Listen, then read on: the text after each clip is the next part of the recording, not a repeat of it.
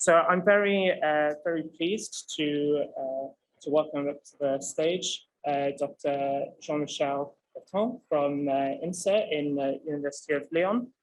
He's going to be talking to us about Monte Carlo simulations for X-ray imaging and particularly applications in metal fatigue crack characterization. So Jean-Michel graduated in 1990 from the electrical engineering department in Lyon, in France, and his PhD was in signal and image processing from Grenoble. He's held several postdoc positions in computer vision, and including a stint out in Montreal, in Canada. In '96, he joined the medical imaging department of Philips Research Labs in Paris as a research engineer. And then since '99, he's been associate professor in NDT at the Mech Eng department of INSA, and he's been doing his research at the CREATIS medical imaging lab. Is that pronounced correctly, CREATIS?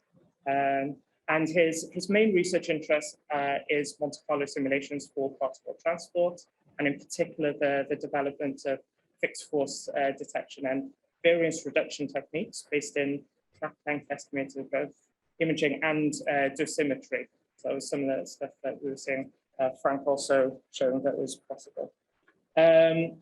So he's co-supervised more than 20 PhD theses and authored more than 100 papers in peer-reviewed journals. So if you join me in welcoming him to the stage. Thank you.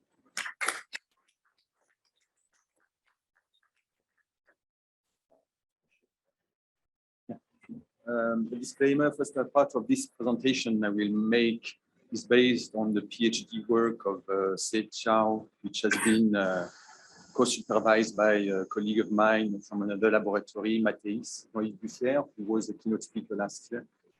And these theses of have been defended in March this year. So the context of this talk is concerning fatigue cracks, where when the sample is going on the stress cyclic loading, you might initiate cracks in the sample, which is growing slowly and slowly due to the cyclic loading. And these cracks could be initiated from the surface, like we see on the left-hand side, and the shape is rather irregular, as we see here on the CT slides, or it could be internal. And if it's internal, it's not specifically perpendicular to the trace axis, and it could be in oblique directions, as we see on the right-hand side, and the shape is flatter or step-like. We usually use CT imaging, computed tomography, to measure and estimate the size of the cracks.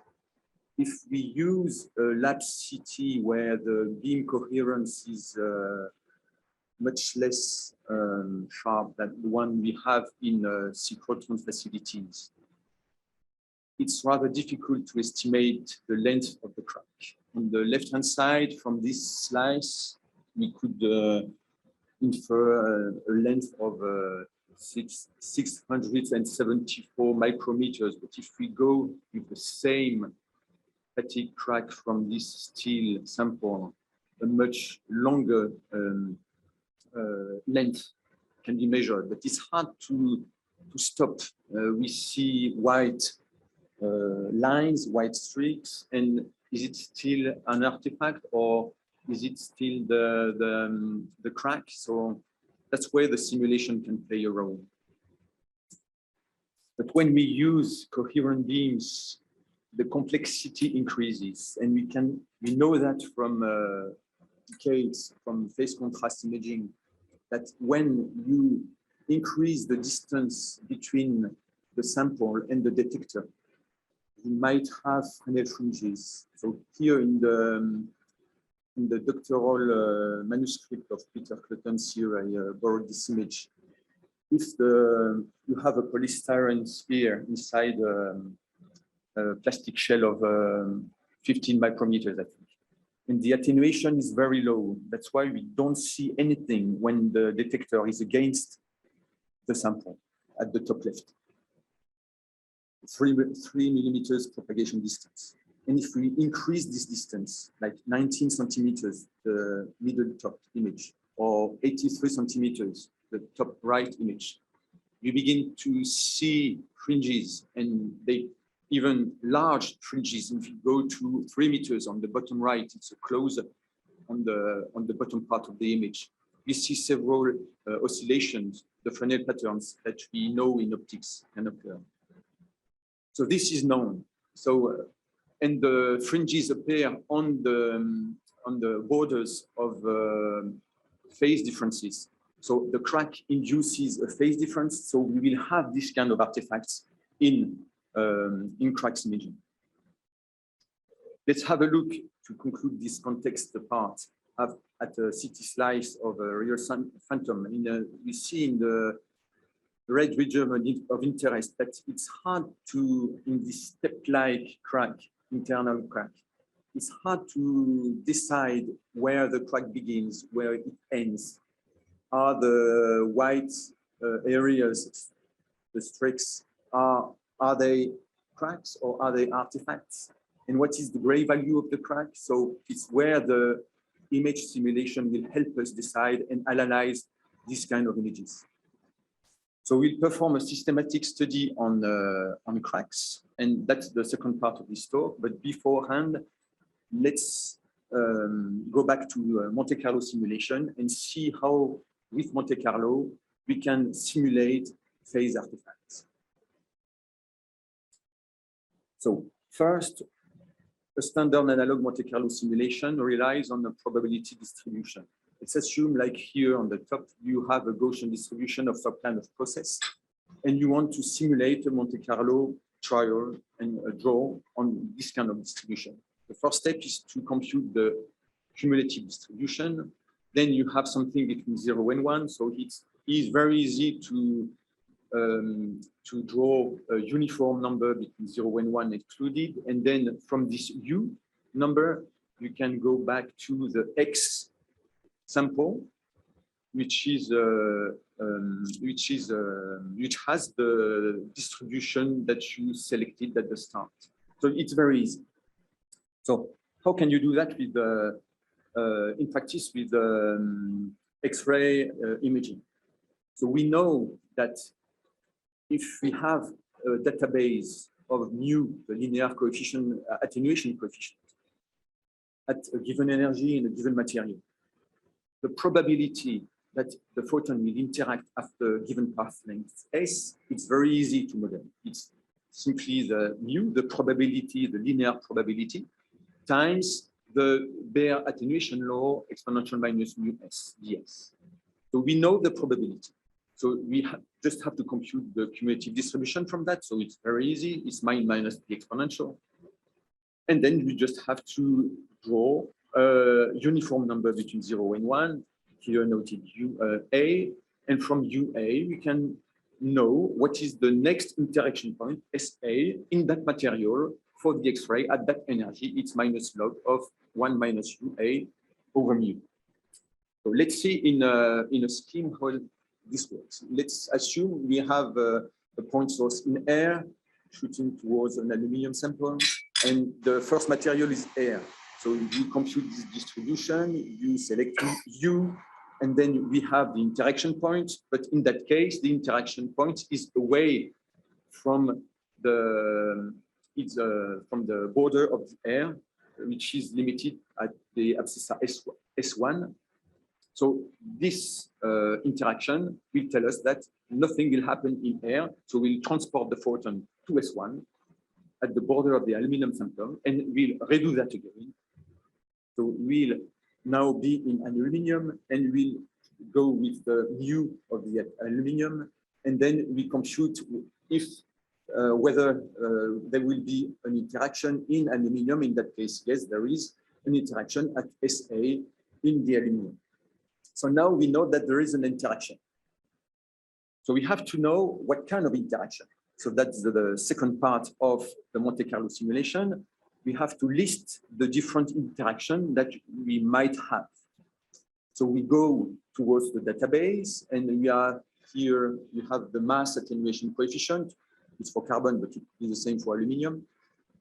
And for a given energy, we see that we might have many interactions, like in yellow, we have the photoelectric effect, in light blue, the Rayleigh coherence scattering, in orange, the Compton incoherence scattering, in dark blue, the materialization, the pair creation, and in green, the photonuclear reactions. So depending on the energy you have, you might have a different set of interactions. So you record and you score the different components of that linear attenuation coefficient, and you do it again with another uniform sampling between 0 and 1, where each interaction, in this case, photoelectric effect, Rayleigh scattering, and Compton scattering, are stacked together so that you can have another uniform sample UB and decide whether it's a Rayleigh, photoelectric, or Compton, or here in this case, Compton scattering. So now you have a Compton effect, so you will go towards the dynamics of the Compton effect. We'll have an electron which will be ejected from that atom, and then you have a secondary photon. So you have to decide in what direction the secondary photon goes. So here I've plotted the differential cross-section at 10 keV in aluminum. On the left-hand side, the Rayleigh one. And at the right-hand side, the Compton one, you see that the Rayleigh is not isotropic, but it's not as focused as with higher energies. And the Compton at 10 keV in aluminum is rather more probable backscattered. Here in those plots, the photon comes from the left-hand side, and the interaction point is at the center of reference of these polar plots. So, okay, we again choose a random number to decide towards what direction the photons will go, and so on, and so on, and so forth. So it's easy in Monte Carlo, in analog Monte Carlo, to mimic the way the photon will interact in matter. But then we have a discrete set of points. So it might be problematic if we want to have more information along the path. We will see that afterwards. If we had, so I skipped the photoelectric effect, but if we had a photoelectric effect, we do not have always secondary radiation. It depends on the atomic number, and the higher the atomic number, the more probable we'll have fluorescence. And the fluorescence yield is close to 1 10 to the 0 for high Z material with the K shell, as we see. If not, for aluminum, for example, we'll have most probably an Auger electron and not fluorescence. So the fluorescence is not always emitted, especially if you have a low Z material. I've plotted here a simulation of carbon composite at several hundred keVs. I don't recall exactly the voltage I used. I used a voltage, so we have a polychromatic beam. It took quite a while, 800 hours for 10 to the 11 photons on the single core CPU. We have on the bottom left the directly transmitted image. So we see it's a perfectly punctual source. And it seems some kind of unsharpness, but it's not, it's just parallax with the sample.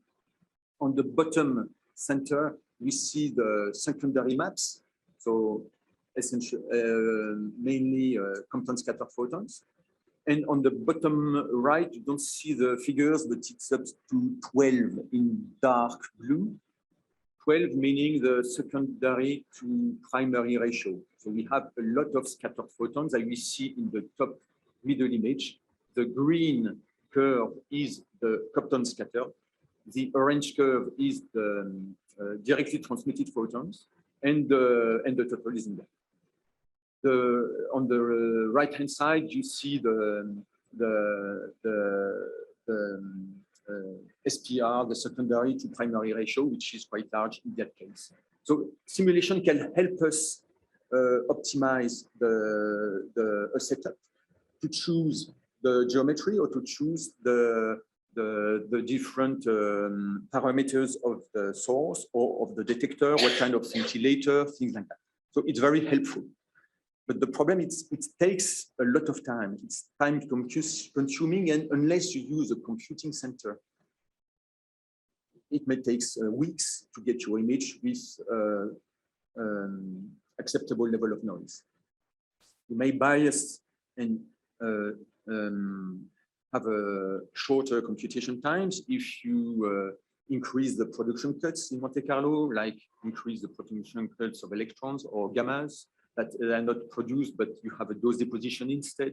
Or you can increase the step limiter, like the first one when you were in air. You could, the first interaction were outside the air material, but you could limit it. Instead of transporting to S1, you could say, no, I will transport just a millimeter and do it the Monte Carlo draw again. So if you limit the step limiter, it will increase time. So at the reverse, if you increase the step limiter, you will save time. Or you can simplify processes like use condensing history for electron scattering, and you can deactivate process like the Rayleigh scattering if the energy is large, or the atomic relaxation if you think that fluorescence is minimum. But it's particle based, so we see that all the images we saw in the context, like the fringes, it's hard to make fringes appear with particle based Monte Carlo simulation. And that's where the variance reduction technique will play a role, as we'll see. So the aim of the variance reduction technique is to accelerate the Monte Carlo simulation and to increase the probability of rare events, and while keeping an unbiased estimation of the physical quantity. So there are many things that have been developed. Maybe the historical ones are the Russian roulette, you kill some processes, or you split with the weight, or you have important maps. So according to the location, you will have a different behavior. The one that we talked about is the force detection, which is very helpful, or the track length estimator that we'll see later on. And with the development for materials of the nano CT, the dose becomes an issue, because if you have voxel size of the micrometric scale, if you want to have a high signal to noise ratio, the dose is very high, and you can induce and initiate cracks in the sample. And we have seen that in bone samples, that cracks have been induced due to micrometric dosing computed tomography. So here, before going to the phase models, I will develop the track length estimators for those, but we'll see that it's very easy to translate from those to wave. So suppose you want to, you have a quantity Q that you want to simulate Monte Carlo. So you have n trials. So you compute the arithmetic mean. So with the arithmetic mean, with n, the computational time of the analog Monte Carlo increases linearly, and the variance decreases linearly. So if you multiply the time you require by the variance of your output, it should be constant with n. So it's n invariant. And the opposite of that, 1 over t sigma square, is the efficiency of a Monte Carlo technique. So in variance reduction techniques, for a given number of particles, the time required is usually higher than analog Monte Carlo. But the variance, the reduction in variance is greater, so that the product will gain in that. So let's talk about dose. Some time ago, Carlson proved that the fluence of particle can be estimated in voxel-wise by the length crossed by the particles in that voxel, the average length L, over the volume V of that voxel. So the fluence in particle, it's just this ratio, the length over the voxel size. So now if you are interested in dose and in the thermal approximation, meaning that all the electron deposits remain local, then it's just the disfluence of particle, L over V, times the energy of the X-ray, and times the mass energy absorption coefficient, mu En. Mu En is just a relative of mu, and you just remove all the probability of radiative processes of mu. Mu En is smaller than mu, and you remove basically the probability of Compton scattered photons, of Rayleigh photons, of fluorescence photons, of Bremsstrahlung photons for electron-induced ionization, things like that. So you have a measure of the dose. It's rather easy to compute locally, and we'll see that with track length estimator, we can locally deposit this energy between interaction points. So we have two fundamental variants of the track length estimator. The first one is the linear one. So let's assume that you have a finite set of interactions, beta 1, 2, and 3. So if we had an analog Monte Carlo simulation, only beta 4, this one here, would deposit anything in the region of interest, which is the circle here. So if we had a track length estimator, the track which intersect this region of interest will deposit with the previous formula, the track length over V and so on. So we'll have a much larger scoring with the track length estimator than with the analog one. That's the linear one. And the exponential track length estimator is the emission of a virtual particle with no physical process at all from each interaction point in the direction of the initial particle. So since the particle doesn't have any interaction, any physical process, sorry, it will cross all the phantom. And if this line intersects the region of interest, it will deposit something. So we have a weight, an exponential decreasing weight to mimic the interaction, since there is no physical process attached to this virtual particle. What is deposited in both cases is rather easy. It's the dose that we have just seen previously, the fluence L over V times the energy of the particle times the mass energy absorption coefficient of that voxel for the linear TLE. And it's just the weight times that if we approximate the Bayer attenuation law with 1 minus mu, and we can see that it's very similar. In the exponential TLE, we have the weight which decreases the deposited energy because the particle is the virtual one. So both track length estimator has been applied to here those in medical imaging. On the top, you have axial slices. On the bottom, you have coronal slices. And on the left-hand side, the Monte Carlo, analog Monte Carlo with 10 to the 6, 1 million particles. 1 million particles for the TLE on the middle column. And on the right column, 10 to the 8 for the analog Monte Carlo. We see that we have approximately the same visual noise between TLE with 1 million and the Monte Carlo analog Monte Carlo, 100 million particles. We see that the noise is not the same. It's more points, like in analog Monte Carlo, you only deposit in the interaction points, so you have a point-shaped noise. Whereas in TLE, since it's like drawing without taking off your pencil from the sheet, you have lines in 3D. And we have, so that's why you see like small streaks in the TLE. So the gain is about 100 if you just do the ratio of variances. In green is 150, and in blue is close to 50. You see the gain depends on the materials, because the rarer the deposit is, like in air, the higher the gain.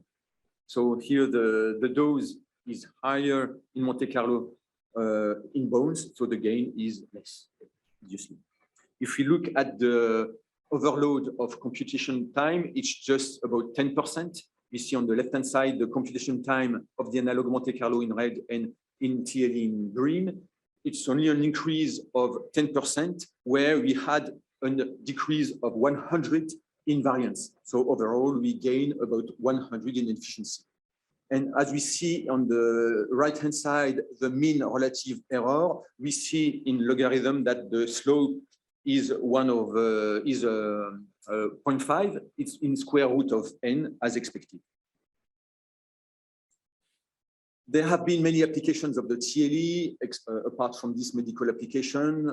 A few I list here: X-ray dose for radio protection, for nuclear facilities, secondary neutron dose for high energy X-ray radiation therapy, or prompt gamma emission in ion beam radiation therapy. A lot of flavors of these track length estimators have been developed. So one which is quite nice is to mix the splitting with the exponential TLE. Instead of emitting only one virtual particle from an interaction point, you can split and, according to the differential cross-section, emit n virtual particles. And you gain a lot of time because the time needed to transport the virtual particle is much less than to transport a physical particle. On the left, you see the RT plan on the top right, and the bottom left, you see the efficiency gain of the TLE with respect to analog, and it goes up to 2,000 in terms of efficiency gain, which is huge. You see in the middle the gain of this exponential TLE with splitting with respect to the analog, and it goes up to 30,000, so even more. And the gain of the exponential with splitting with respect to the TLE is at bottom right, so it's a gain of 50. But we see that we have small hot points in yellow because the exponential TLE has, as we have seen, a weight inside the dose deposition. And the weight is larger close to the interaction point. So the dose deposition will be larger from the interaction point. And the yellow points are the interaction points from where we have launched the virtual particles. From that, we can say, okay, instead of launching randomly from the interaction point in the 4-pi steradian direction, we can launch towards specific direction. And that's where the fixed force detection plays a role. Assume that you have a detector and in front of the sample. You don't want to compute the secondary dose in the secondary radiations in any direction. You want to have the secondary radiations going towards the detector to compute the contamination of the secondary to your direct image. So you know you have a fixed point on the detector, and you launch virtual particles as previously, but towards fixed point on the detector. So you need to split your simulation in two. First, low statistic Monte Carlo simulation, an analog one. So you record the interaction points, and from those interaction points, you do a fixed force detection according to the physics. So you have the cross-section, you have the differential cross-section towards this pixel, you have the solid angle of the pixel, and then you have the attenuation law, the Bayer attenuation law. From the scattering points towards the detector, you do the integration of the linear attenuation coefficient. This has been applied here in a steel iron step wedge with a cobalt source, 1.25 MeV. You see on the bottom left the directly transmitted photons. You see the steps, 1 centimeter thick each.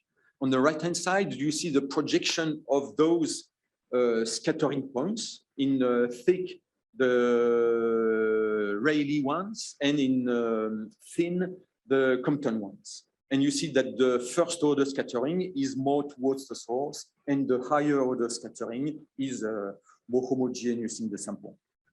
So with the force detection, you can split the different contribution. You can estimate the first order contribution of Compton, the first order contribution of Rayleigh, and the higher orders. And we see the yellow points, which are the fact that at 1.25 MeV, the Rayleigh DCS is very sharp. So it will induce some good points. Okay, the issues in variance reduction techniques. So you usually score with the TLE a quantity, but do you have a database available for your quantity you are interested in? For example, for those, it's nu En, but nu En is not always available.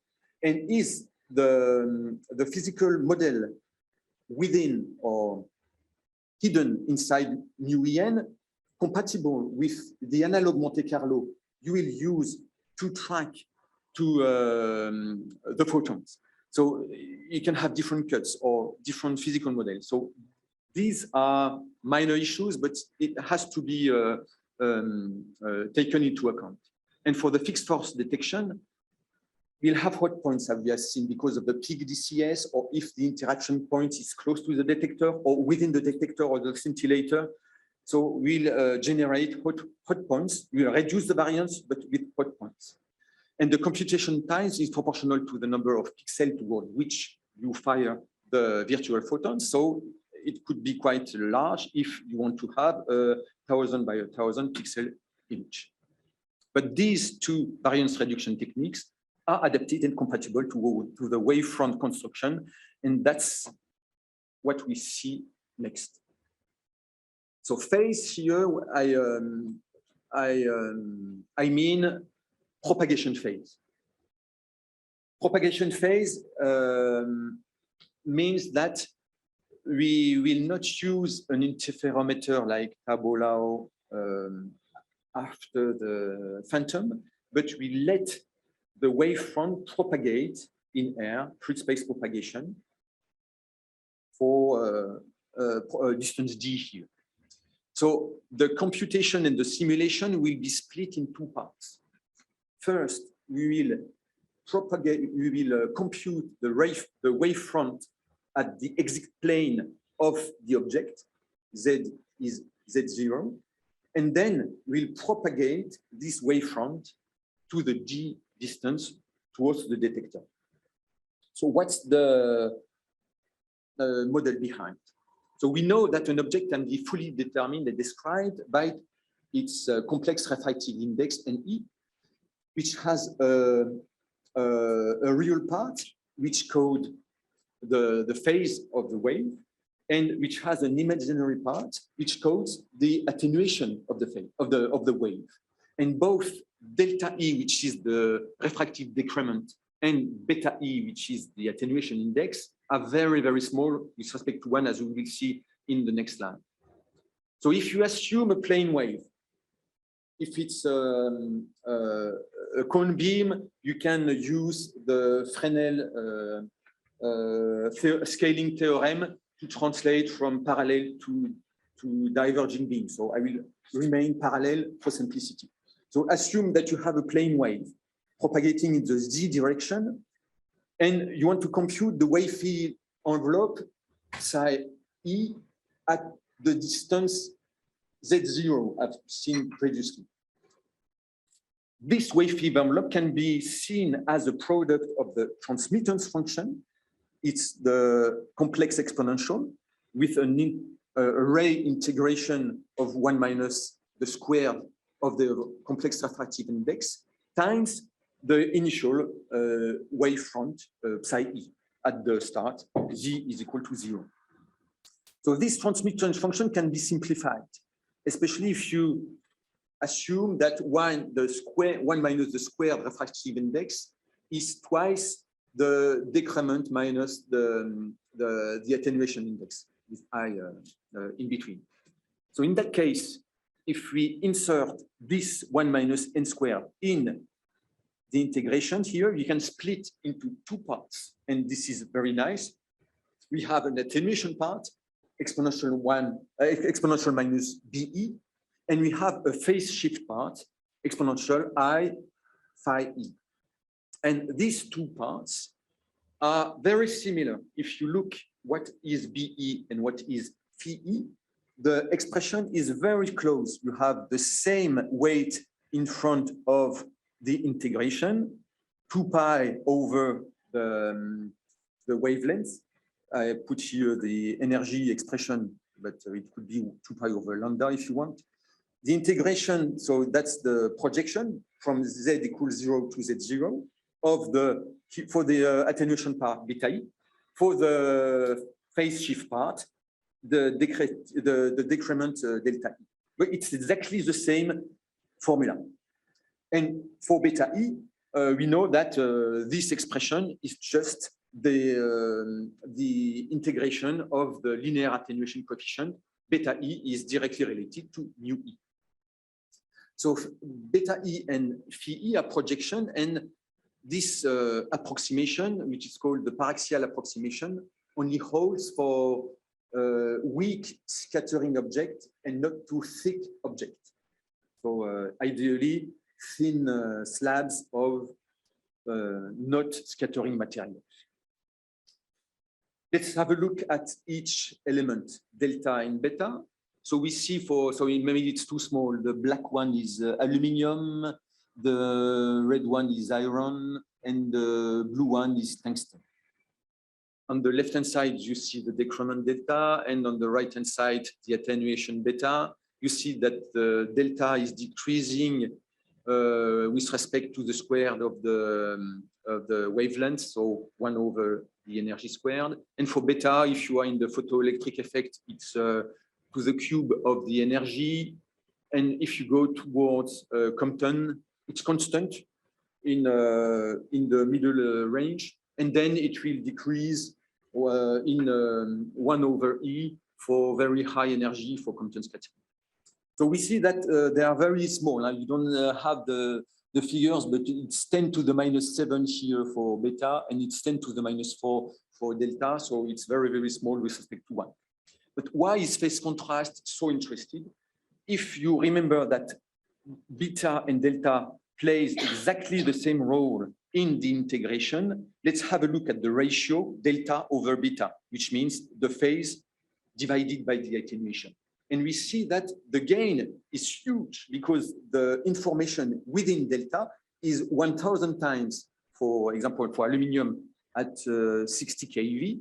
It's more than 1,000 times more sensible if you look at the phase than attenuation.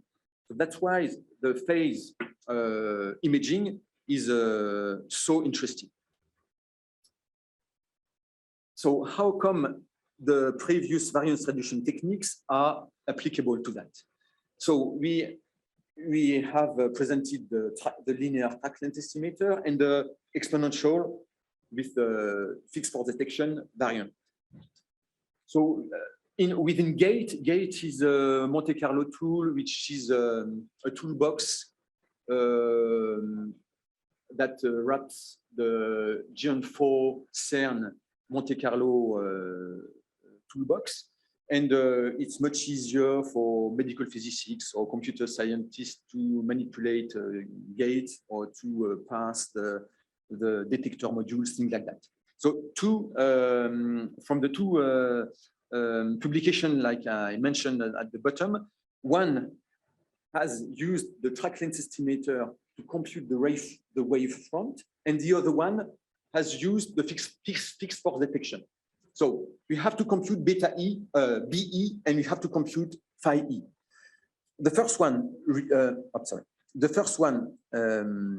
relying on the track length estimator, just used the track length estimator along the photon track to compute the optical path length along the track.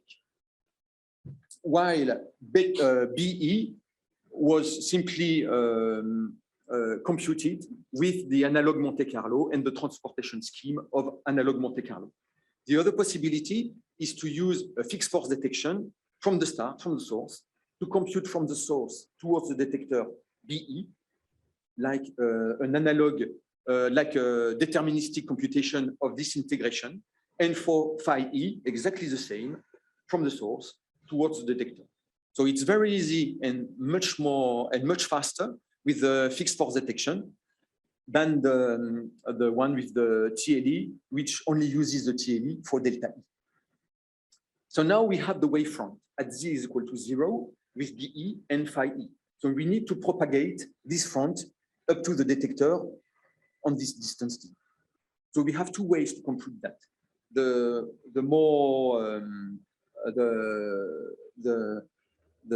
best one is to use the Fresnel propagator, which is more correct, but it's quite long because you have to use a Fourier transform, and it's quite long if the image is large. The other one is to use an approximation of this Fresnel propagator, which is called the weak absorption transport of intensity equation. So once you have this waveform transported up to the detector, you just take the module, you square it, and you have the image. So what is the Fresnel propagator? So if you use the Huygens principle, like splitting your phase, your wavefront into small point wavelets, then you can show that the wavefront at the distance Z0 plus D is just the convolution of your wavefront at the exit plane of your phantom with the propagator PED, which is a complex exponential. I have shown here the space definition, xy, and the Fourier space definition in nu x, nu y. And we see that this propagator is problematic because if we plot the bottom part, the modulus of the bottom part in terms of the frequency, this is what we get. And we see that the Fresnel propagator will never decrease to 0 with high frequencies. So we'll have some trouble implementing that. So the other possibility, if you don't want to implement this Fresnel propagator, is to use an approximation of it if the distance D is small. This is the WTIE approximation. And with this, we can have a much more simple expression where we have I0, which is the white field without any object. Then we see the Bayer attenuation law, the exponential minus the integration of nu along the ray path. And then we have the 1 minus thing with the nabla squared, which is the Laplacian of the phase. So we just compute the phase, compute the Laplacian of it, and this is the thing that we have to add to the projection. Very simple. So if we want to think of what will be reconstructed, we can approximate y minus x by exponential minus x, and then you group the exponential and you do the flat field. You have minus log the image with the object over the image without object, ID over I0. And we see that what is integrated is what will be reconstructed.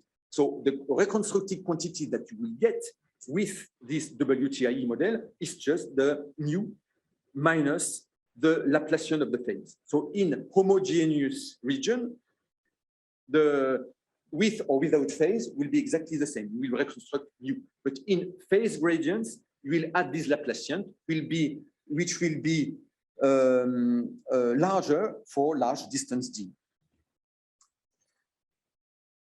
2 minutes? Oh. Oh, sorry. So I will skip the reflection. I will just show maybe the simulation of cracks because that was the topic. I'm sorry, I took too much time. Maybe the message is this one. We simulated cracks with this model, with either different openings, as we see here, one on the left up to 5 micrometers, and we see that the gray value of the crack depends on the opening. First message. Then we tried to, with the same opening, 1 micrometer, like it's sub-voxel, it's sub-pixel. The pixel is 1.3 micrometer. We see that the gray value of the crack depends on the length of the crack. For the same opening, small cracks have a much visible dark gray value than large cracks. And this comes from the fact that we have Fresnel fringes, which appears when the crack is inside is along the rail beam. And the gray value depends on both the crack opening and the crack length. And it could be positive, it could be negative. So it's very hard in diagrams like that to rely on the gray value of the cracks to determine where the cracks is or not. So you can only rely on the streaks that we see on the cracks to know where it starts and when it ends. And those streaks are present in the plane, in the acquisition, in planes parallel to the acquisition planes. In planes perpendicular to them, they are not visible. And the last thing I would like to present is the fact that you can reduce those the visibility of those cracks and increase the visibility of the crack by either tilting the material, as we did here at the ECRF. You see the material is tilted. It's not always easy to do with in situ machines, but here we did that. And you see that the same crack here is much more visible when the crack is tilted with respect to the X-ray beam, or if you decrease the distance to decrease the artifacts, or if you increase the energy.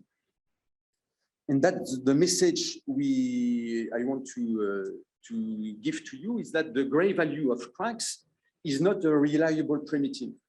So the only thing you can rely on is the streaks for subvoxel cracks.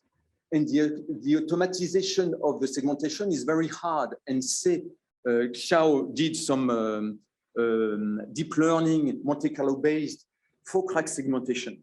So what remains to do in the model I've presented is to model the crack roughness. So it's not,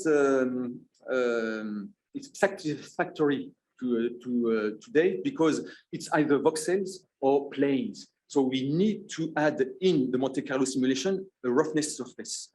And we need as well, but it's a longer term, thick objects and to remove the paraxial approximation. So sorry for the short crack, but we can talk later on. Thank you very much.